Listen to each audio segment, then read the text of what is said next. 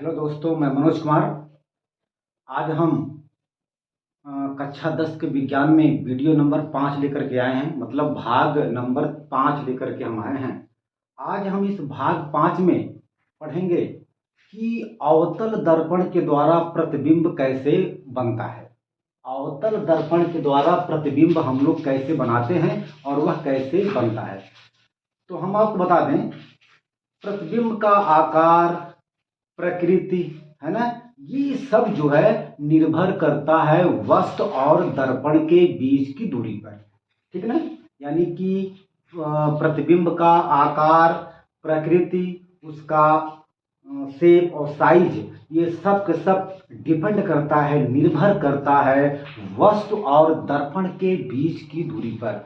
अगर अगर वस्तु और दर्पण के बीच की दूरी कुछ अलग अलग आती है तो प्रतिबिंब भी अलग अलग बनता है। मैंने आपसे बता दिया कि प्रतिबिंब का नेचर, प्रतिबिंब का साइज और शेप ये डिपेंड करता है जो है दर्पण और वस्तु के बीच की दूरी पर।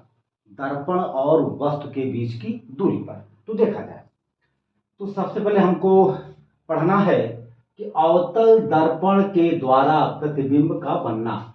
अवतल दर्पण के द्वारा प्रतिबिंब का बनना। Image formation by A concave mirror. तो देखा जाए, हम आपको बता दें कि 6 शर्तों के अनुसार, यानी कि 6 कंडीशन के अनुसार जो है प्रतिबिंब बनता है अवतल दर्पण के द्वारा। अवतल दर्पण के द्वारा जो भी प्रतिबिंब बनेगा उसके लिए 6 कंडीशन के अनुसार, 6 शर्त के अनुसार वस्तु रखी जाती है। अलग अलग स्थान के लिए यदि वस्तु अलग अलग स्थान पर रखी है तो उसका प्रतिबिंब भी उस मतलब उस वस्तु का प्रतिबिंब भी अलग अलग आकार का, अलग अलग साइज का बनेगा। तो देखा जाए तो सबसे पहले हम लोग बनाएंगे कि अवतल दर्पण। ये देखा जाए, ये हमारा, अगर हम इस गोली दर्पण के, है ना, उभरे हुए तल को पॉलिश कर दें तो इसका दबा हुआ तल परावर्तक तल कहलाता है। और यहां से लेकर के, अगर इसको हम मान लें यम1, इसको मान लें यम2, तो यम1 से लेकर के यम2 तक ये कहलाता है परावर्तक पृष्ठ। यम1 से यम2 तक ये तल कहलाता है परावर्तक तल। मैंने आपको बताया था कि परावर्तक तल का ठीक बीच वाला बिंदु पोल होता है, ध्रुव होता है। और यह गोली दर्पण जिस खोखले गोले का भाग होता है उस खोखले गोले के केंद्र को इस गोली दर्पण का वक्रता केंद्र कहते हैं। तो इसका वक्रता केंद्र हो जाएगा सी। मैंने आपको बताया था कि गोलीय दर्पण के वक्रता केंद्र को सी से प्रदर्शित करते हैं। फिर मैंने आपको बताया था कि अगर हम वक्रता केंद्र और ध्रुव को मिलाते हुए एक लंबी सी रेखा अगर खींच दें तो यह रेखा कहलाती है दर्पण का मुख्य अक्ष। ठीक, अच्छा। फिर बेटा मैंने आपको बताया था कि वक्रता केंद्र और ध्रुव के ठीक बीच वाले पॉइंट को, बीच वाले बिंदु को फोकस बिंदु कहते हैं। ठीक ना। अच्छा, अब इधर आपका अनंत होता है, इधर आपका अनंत होता है। तो पहला शर्त यह है कि सबसे पहले हम लोग जो है वस्तु को, ऑब्जेक्ट को बेटा, वस्तु को अंग्रेजी में ऑब्जेक्ट कहते हैं विज्ञान की भाषा में। तो सबसे पहले हम लोग जो है वस्तु को अनंत पर रख करके देखते हैं कि यदि कोई वस्तु अनंत पर स्थित है तो उसका प्रतिबिंब अवतल दर्पण के द्वारा कहां पर बनेगा। तो ये आपका अवतल दर्पण हो गया, अवतल दर्पण हो गया। तो देखा जाए, मान लीजिए ये आपका अनंत है, इधर आपका क्या है, अनंत है। अगर कोई वस्तु मान लीजिए अनंत पर स्थित है, सपोज दैट ये स्थित है, मान लीजिए, है ना, ए और बी, ए बी कोई वस्तु है जो कि अनंत पर स्थित है। तो अब हमें ये प्राप्त करना है कि अगर कोई वस्तु अनंत पर स्थित होता है तो उसका प्रतिबिंब अवतल दर्पण के द्वारा कहाँ पर बनता है। तो यही शर्त है, तो लिखेंगे पहला शर्त, पहला शर्त, शर्त पहला। तो बेटा पहला शर्त क्या है, जब वस्तु अनंत पर स्थित हो तब उसका प्रतिबिंब कहां पर बनता है। लिखेंगे जब वस्तु अनंत पर स्थित हो तब देखेंगे कि उसका इमेज, इस वस्तु का प्रतिबिंब कहां पर बनेगा। देखा, मैं आपको बता दूं कि अनंत से आने वाली प्रकाश की किरणें हमेशा एक दूसरे के समांतर आती हैं। मतलब क्या हुआ कि अनंत से आने वाली प्रकाश की किरणें या रेज एक दूसरे के हमेशा समांतर ही आते हैं। तो हम लोग देखेंगे, मान लीजिए इस वस्तु से चलने वाली प्रकाश की किरणें, ये बेटा, ये है ना, ये प्रकाश की क्या है, किरण है, रेज हैं। तो मैंने आपको बताया था कि पहला नियम, मैंने पिछली वीडियो में आपको प्रतिबिंब बनाने के लिए मुख्य रूप से हम आपको 3 नियम बताए थे। तो उन 3 नियमों में से यह नियम पहला है। कौन सा, मैंने आपको कल बताया था कि जब कोई प्रकाश की किरण मुख्य अक्ष के समांतर दर्पण पर आती है, आपतित होती है, तो दर्पण से परावर्तन के बाद उसके फोकस, मुख्य फोकस से होकर निकल जाती है ये, ठीक। और यह भी प्रकाश की किरण मुख्य अक्ष के समांतर है, तो यह भी दर्पण से परावर्तन के बाद फोकस बिंदु से होकर निकल जाएगी ये। और जहां पर दो प्रकाश की किरणें या रेज काटती हैं वहीं पर वस्तु का प्रतिबिंब बनता है। तो हम लोग देखते हैं कि ये दोनों प्रकाश की किरण या रेज फोकस बिंदु पर आकर के काट रही हैं। इसका मतलब यह हुआ कि इस वस्तु AB का प्रतिबिंब इमेज बिंदु F पर बनेगा। और हम लोग देखते हैं कि जो प्रतिबिंब यहां पर बनेगा उसकी साइज बिल्कुल छोटा, बहुत ही छोटा होता है, और जो है वास्तविक प्रतिबिंब बनता है। मैंने आपको इसके पहले कल बताया था कि अवतल दर्पण के द्वारा जो भी प्रतिबिंब बनता है वह प्रतिबिंब वास्तविक बनता है, मतलब उल्टा बनता है। तो यहां हम लोग देख सकते हैं, यहां पर दो प्रकाश की रेज आपस में काट रही हैं, तो यहीं पर इस वस्तु AB का प्रतिबिंब बनेगा, है ना, वास्तविक बनेगा, छोटा बनेगा और अवतल दर्पण के ठीक फोकस बिंदु पर बनेगा। तो अब हम लोग लिख सकते हैं कि यदि कोई वस्तु अनंत पर स्थित होता है तो उसका प्रतिबिंब अवतल दर्पण के द्वारा अवतल दर्पण के मुख्य फोकस पर बनता है, वास्तविक बनता है, उल्टा बनता है और बहुत ही छोटा बनता है, ठीक। लिख दें, देखा जाए। जब वस्तु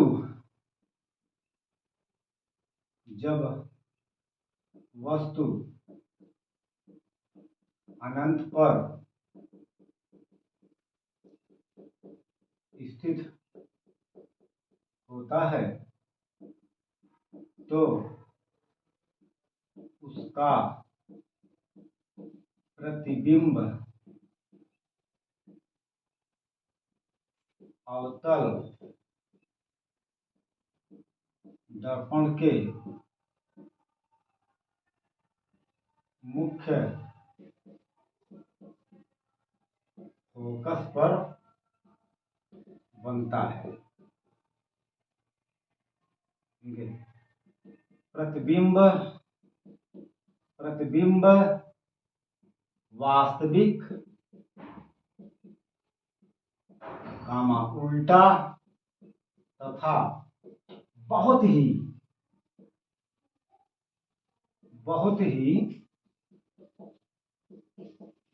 छोटा बनता है।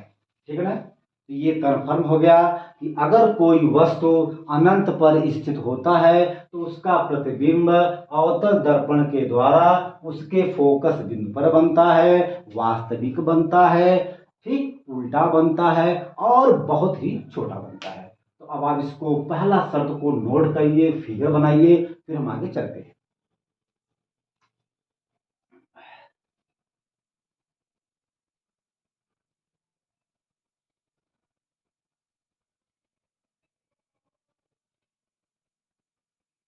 हो गया बेटा, हो गया। चल देखा जाए। हो गया।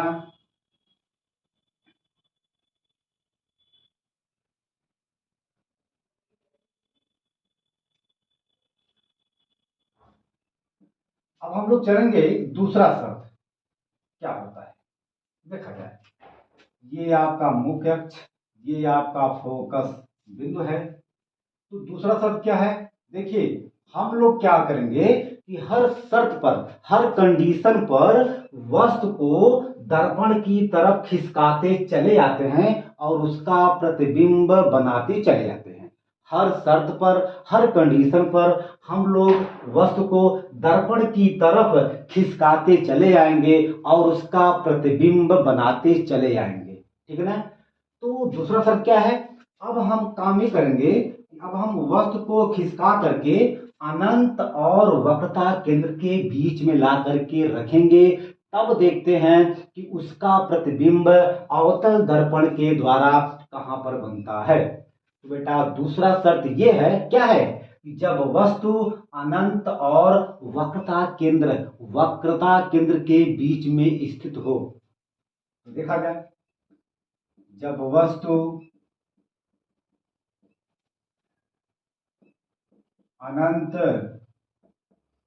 और वक्रता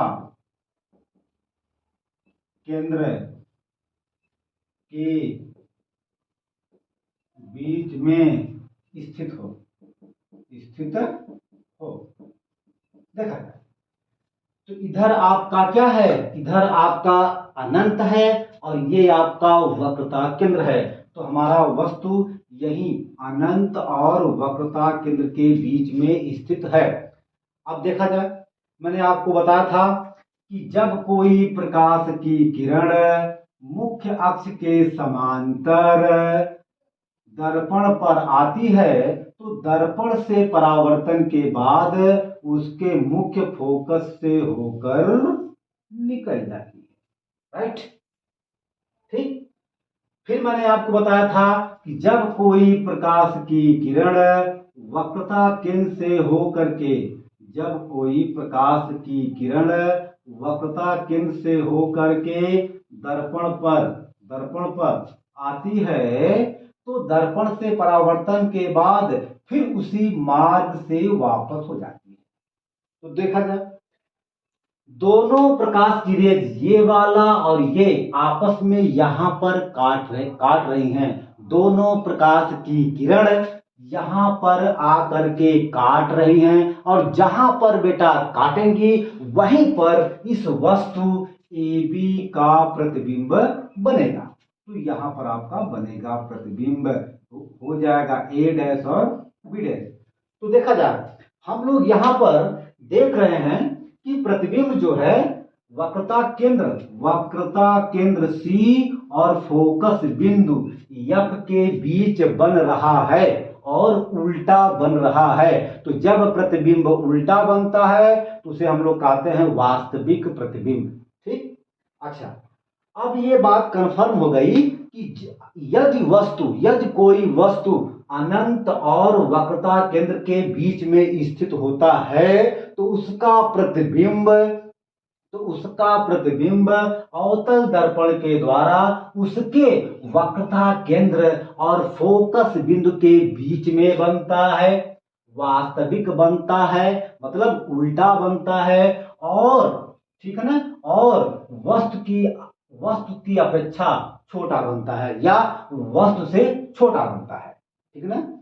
आप बेटा देख लीजिए, वस्तु AB का प्रतिबिंब जो है वक्रता केंद्र C और फोकस बिंदु के बीच में बन रहा है, उल्टा बन रहा है, मतलब वास्तविक बन रहा है और वस्तु से छोटा बन रहा है। तो अब हम लोग लिख सकते हैं कि यदि कोई वस्तु या जब कोई वस्तु अनंत और वक्रता केंद्र के बीच में स्थित होता है तो उसका प्रतिबिंब अवतल दर्पण के द्वारा उसके वक्रता केंद्र और फोकस बिंदु के बीच में बनता है, वास्तविक बनता है, मतलब उल्टा बनता है और वस्तु से छोटा बनता है। तो देखिए, जब कोई वस्तु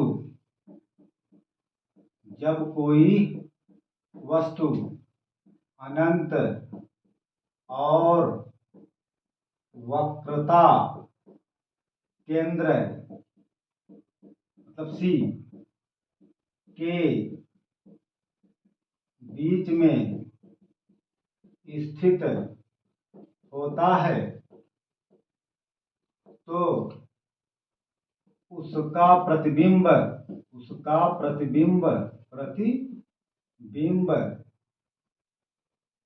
अवतल दर्पण के वक्रता केंद्र C और मुख्य फोकस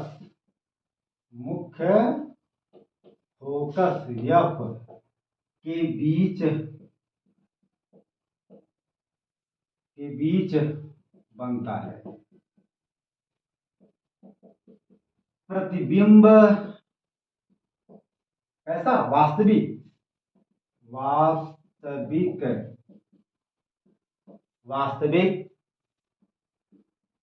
उल्टा तथा वस्तु से छोटा बनता है बेटा। ठीक है, अब आप इसको बढ़िया से नोट करिए, फिर हम चलेंगे तीसरा शर्त, देखते हैं कि तीसरे शर्त में क्या होता है। तो आप इसको नोट करिए।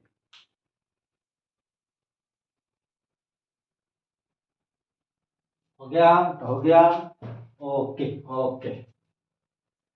प्रतिबिंब की बात हम लोग कर रहे हैं, तो हम लोग बहुत अच्छे ढंग से यहां पर सीखेंगे, है ना। तो देखा जाए,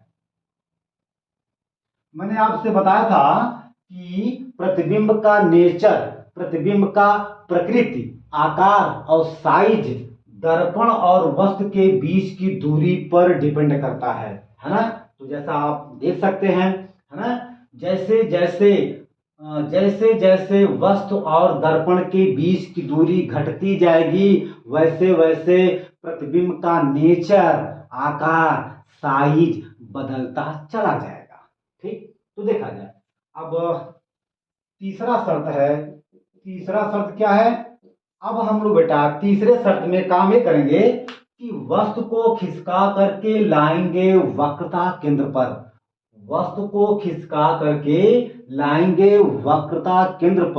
तब देखते हैं कि उस वस्तु का प्रतिबिंब अवतल दर्पण के द्वारा कहां पर बनेगा।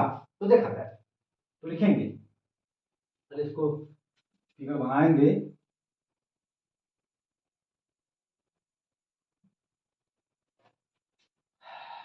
ये आपका वक्रता केंद्र, ये आपका फोकस बिंदु। अब हमने आपसे कहा कि वस्तु को खिसका करके वक्रता केंद्र पर ला करके रखेंगे, तब देखते हैं कि इस वस्तु AB का प्रतिबिंब इमेज मतलब अवतल दर्पण के द्वारा कहां पर बनेगा। तो देखा जाए, जब वस्तु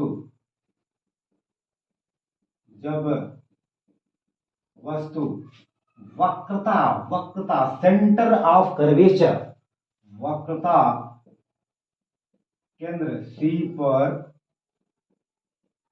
स्थित हो, ठीक है ना। तो मैंने आपको बताया था कि जब कोई प्रकाश की किरण मुख्य अक्ष के समांतर दर्पण पर आती है तो दर्पण से परावर्तन के बाद उसके फोकस मतलब मुख्य फोकस बिंदु से होकर निकल जाती है। ठीक बेटा, ये देखें, जब कोई प्रकाश की किरण फोकस बिंदु से होकर दर्पण पर आती है तो दर्पण से परावर्तन के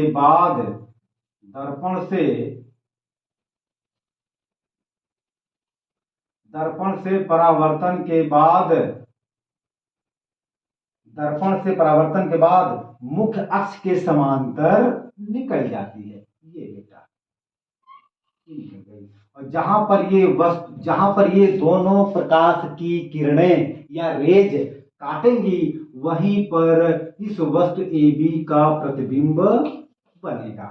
तो अगर हमारा वस्तु AB है तो इस वस्तु का प्रतिबिंब ए डैश और बी डैश बन जाएगा। तो वास्तव में यहां हम लोग देख रहे हैं कि यदि कोई वस्तु अवतल दर्पण के वक्रता केंद्र पर स्थित होता है तो उसका प्रतिबिंब अवतल दर्पण के द्वारा उसके वक्रता केंद्र पर ही बनता है और वास्तविक मतलब उल्टा बनता है, वास्तविक बनता है और ठीक वस्तु के बराबर बनता है। बेटा यहां थोड़ा देखने में लग रहा है कि ये प्रतिबिंब इसका इस वस्तु से बड़ा है, लेकिन बेटा ऐसा नहीं होता, थोड़ा फिगर में दिक्कत हो गया है। लेकिन बेटा यहां पर वक्रता केंद्र पर जो प्रतिबिंब बनेगा वह ठीक वस्तु के बराबर ही बनेगा। मतलब क्या हुआ कि यदि कोई वस्तु वक्रता केंद्र पर स्थित होता है तो उसका प्रतिबिंब अवतल दर्पण के द्वारा वक्रता केंद्र पर ही बनता है, वास्तविक मतलब उल्टा बनता है और ठीक वस्तु के बराबर बनता है। बेटा तो लिख दे, जब कोई वस्तु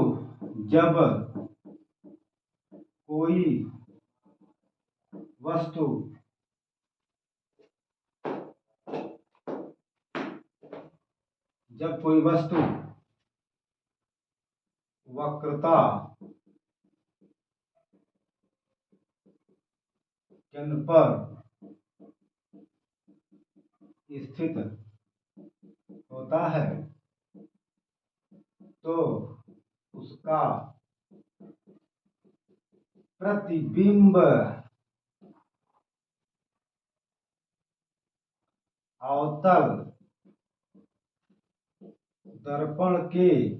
दर्पण के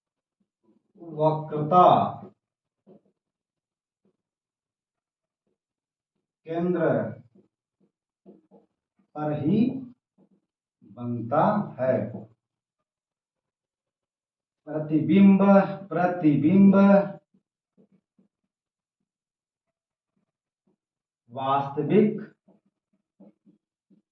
वास्तविक मतलब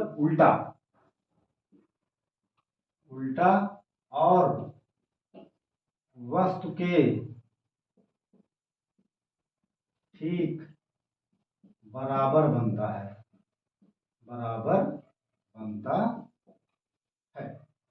बेटा आप इसको नोट करिए, फिर हम आगे चलते हैं।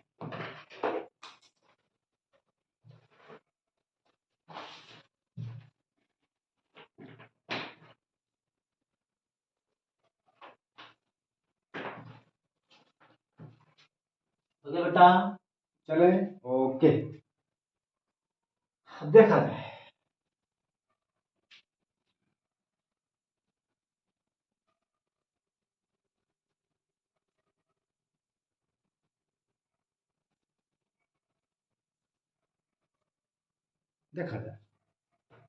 चलिए किस बनाएंगे हम फिगर। ये आपका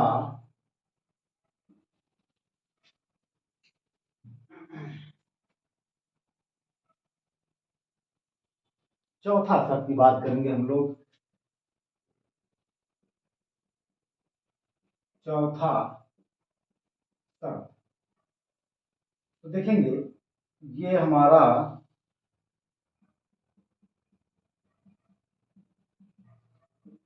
अवतल दर्पण है, ठीक। ये इसका पोल है, मतलब क्या है, ध्रुव है। और ये इसका वक्रता केंद्र है, और ये इसका मुख्य अक्ष हो गया। हमने आपसे कहा कि हर कंडीशन पर, हर शर्त पर हम लोग वस्तु को दर्पण की तरफ खिसकाते चले जाते हैं। तो हम इस बार काम ये करेंगे, और यहाँ पर देखा जाए, यहाँ पर आपका फोकस बिंदु होता है। इस बार हम काम ये करेंगे कि वस्तु को, मतलब वस्तु को खिसका करके वक्रता केंद्र और फोकस बिंदु के बीच में ला करके रखेंगे। तब देखते हैं कि इसका प्रतिबिंब कहां पर बनता है।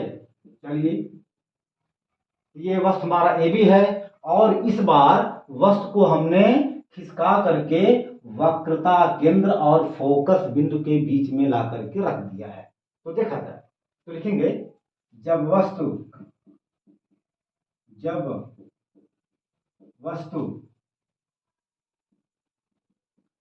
वक्रता केंद्र सी और मुख्य फोकस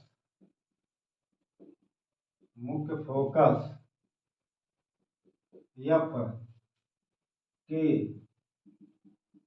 बीच में स्थित हो।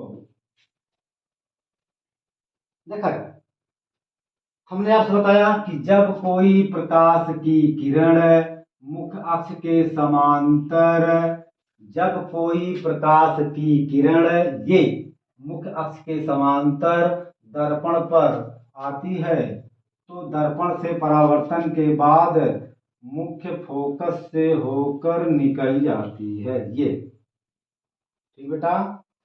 इसके बाद फिर जब कोई प्रकाश की किरण फोकस बिंदु से होकर दर्पण पर आती है, तो दर्पण से परावर्तन के बाद मुख्य अक्ष के समांतर निकल जाती है। ये इसका प्रतिबिंब यहां पर बनेगा। ये अगर हमारा वस्तु ए बी है, तो इसका प्रतिबिंब ए डैश और बी डैश बनेगा। तो देखा जाए, हम लोग पाते हैं, देखिए ये आपका क्या है, ये आपका वक्रता केंद्र है, और वक्रता केंद्र के इधर क्या होता है, अनंत होता है। तो हम लोग यहाँ पर देख रहे हैं कि जब कोई वस्तु अवतल दर्पण के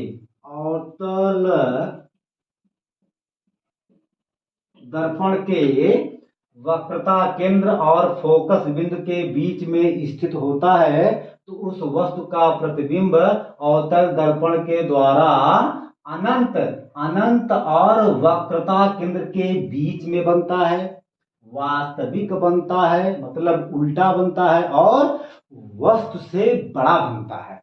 आप यहां देख सकते हैं फिगर से, ठीक। तो लिखें, जब कोई वस्तु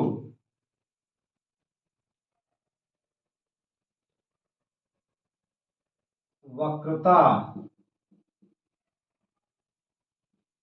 जब कोई वस्तु अवतल दर्पण के, जब कोई वस्तु अवतल दर्पण के वक्रता केंद्र, मतलब सी, और मुख्य फोकस एफ के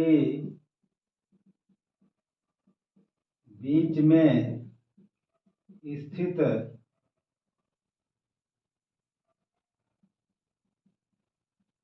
होता है,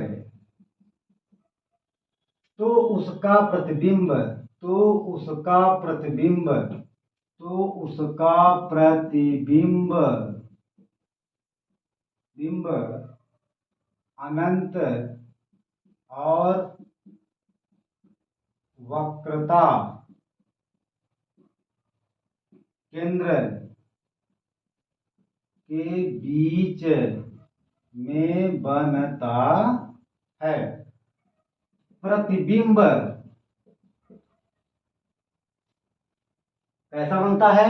वास्तविक। प्रतिबिंब वास्तविक, वास्तविक और उल्टा तथा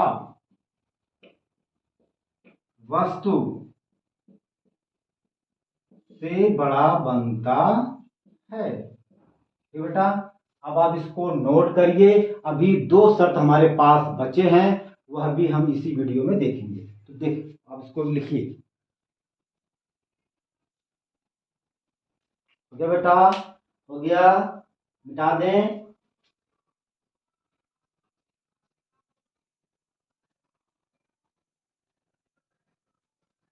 ओके।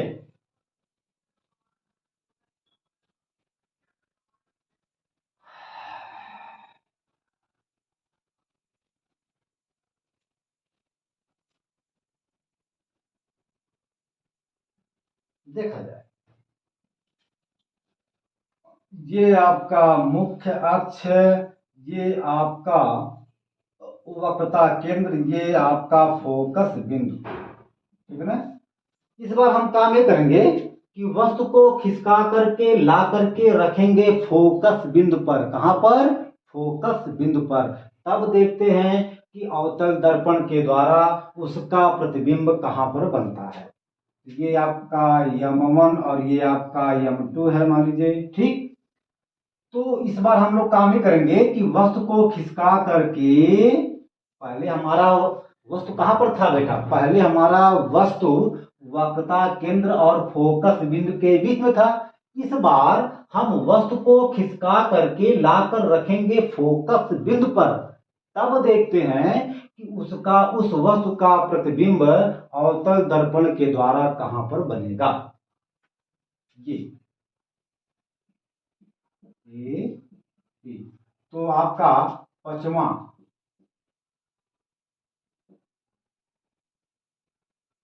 शर्त है आपका। पांचवा शर्त क्या है? जब वस्तु अवतल दर्पण के फोकस बिंदु पर स्थित होता है। जब वस्तु फोकस बिंदु F पर स्थित हो, तो देखा जाए, हमने आपसे कहा था कि जब कोई प्रकाश की किरण मुख्य अक्ष के समांतर, ये बेटा क्या है? ये आपका मुख्य अक्ष है। तो जब कोई प्रकाश की किरण मुख्य अक्ष के समांतर दर्पण पर आती है, तो दर्पण से परावर्तन के बाद फोकस बिंदु से होकर निकल जाती है। ठीक ठीक। फिर मैंने आपसे कहा था कि जब कोई प्रकाश की किरण वक्रता केंद्र से होकर दर्पण पर आपतित होती है, तो दर्पण से परावर्तन के बाद फिर उसी मार्ग से वापस लौट आती है। ये देखा जाए, है ना? अरे भाई, जब कोई प्रकाश की किरण मुख्य अक्ष के समांतर दर्पण पर आती है, तो दर्पण से परावर्तन के बाद फोकस बिंदु से होकर निकल जाती है। फिर जब कोई प्रकाश की किरण वक्रता केंद्र से होकर दर्पण पर आपतित होती है, तो दर्पण से परावर्तन के बाद फिर उसी मार्ग से वापस लौट आती है। तो हम लोग देखते हैं कि ये दोनों प्रकाश की किरण एक दूसरे के समांतर जा रही हैं। तो हम लोग ये कल्पना करते हैं कि दोनों प्रकाश की किरणें अनंत पर काटेंगी और वहीं पर इस वस्तु AB का प्रतिबिंब बनेगा। तो बेटा ऐसा बनेगा कहीं पर। ये अगर आपका क्या है? अनंत है, तो इस वस्तु AB का प्रतिबिंब अनंत पर बनेगा। ये हम लोग केवल कल्पना करते हैं, है ना? ठीक, क्यों बेटा? क्योंकि ये दोनों प्रकाश की किरणें बिल्कुल समांतर ही चली जा रही हैं, लेकिन हम लोग ये कल्पना करते हैं, ये हम लोग थिंकिंग करते हैं कि ये दोनों प्रकाश की किरणें अनंत पर जाकर के काटेंगी और वहीं पर इस वस्तु AB का प्रतिबिंब बनेगा। तो कैसा बनेगा? वास्तविक मतलब उल्टा बनेगा, वास्तविक बनेगा और वस्तु से बहुत ही बड़ा बनेगा। ए डैश बी डैश। तो देखा जाए, जब कोई वस्तु अवतल दर्पण के फोकस बिंदु F पर स्थित होता है तो उसका प्रतिबिंब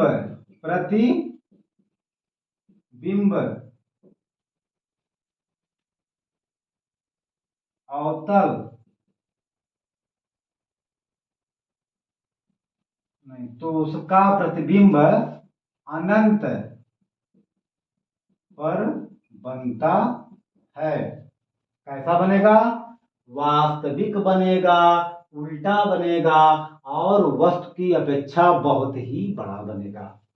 प्रतिबिंब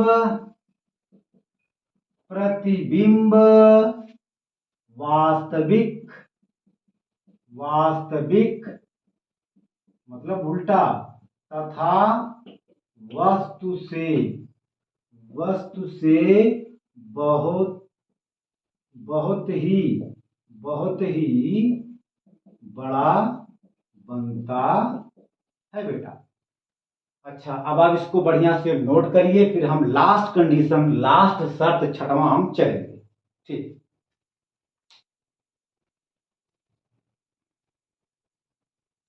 हो गया बेटा, इसको मिटा दें। ओके, देखा जाए,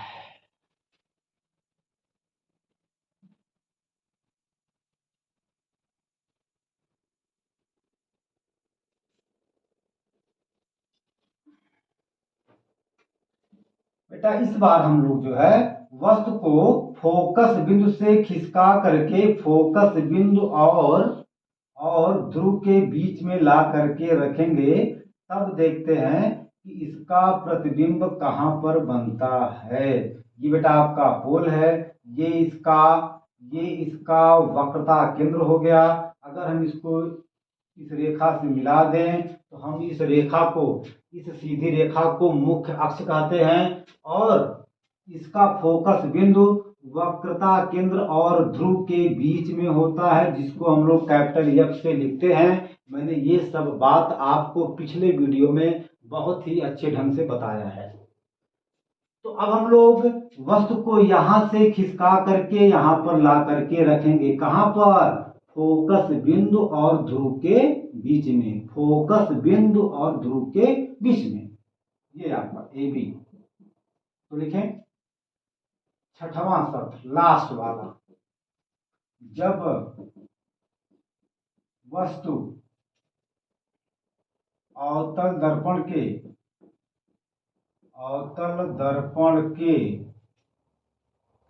फोकस बिंदु F और ध्रुव मतलब P के बीच में स्थित हो,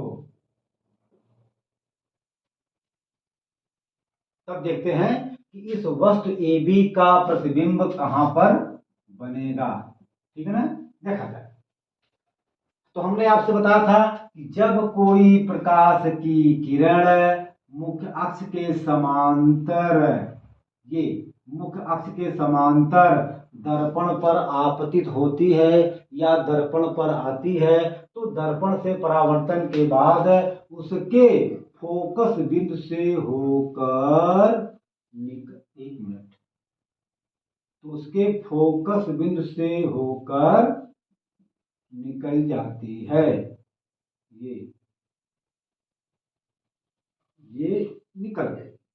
ठीक, फिर मैंने आपको बताया था कि जब कोई प्रकाश की किरण वक्रता केंद्र से होकर दर्पण पर आती है, आपतित होती है, तो दर्पण से परावर्तन के बाद फिर उसी मार्ग से वापस लौट आती है।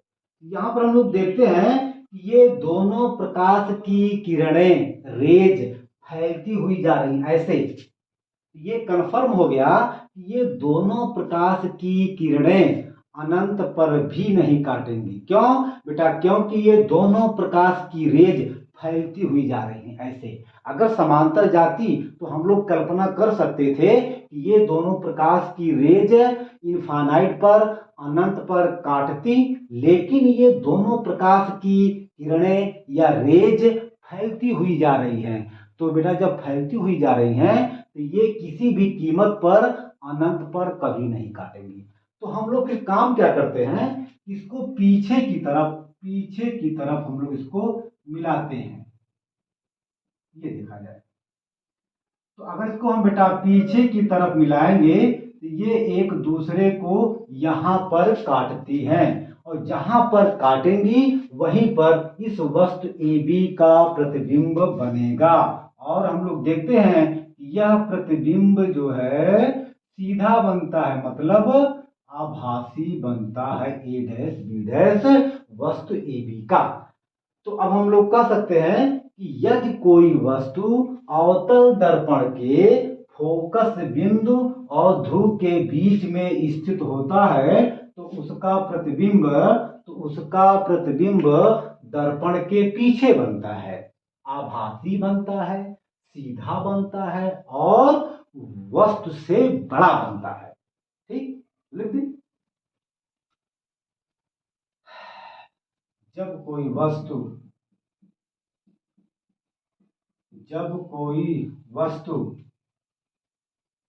अवतल दर्पण के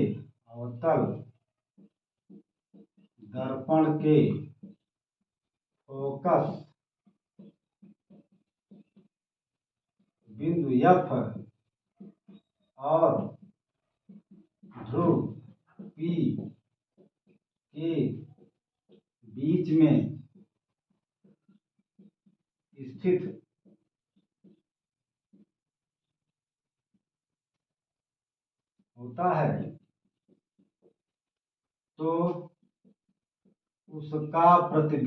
तो उसका प्रतिबिंब दर्पण के